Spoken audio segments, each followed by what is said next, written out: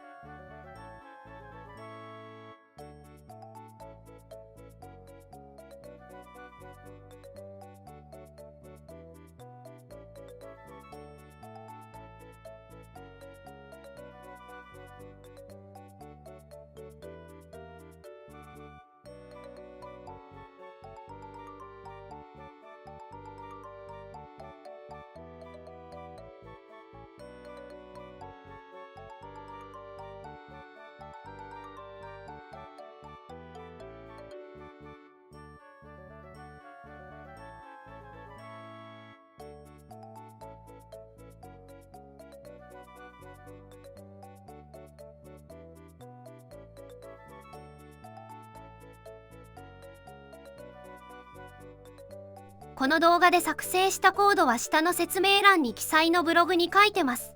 この動画は以上になります。この動画が良かったと思ったら高評価をお願いします。よかったらチャンネル登録もお願いします。最後までご視聴いただきありがとうございました。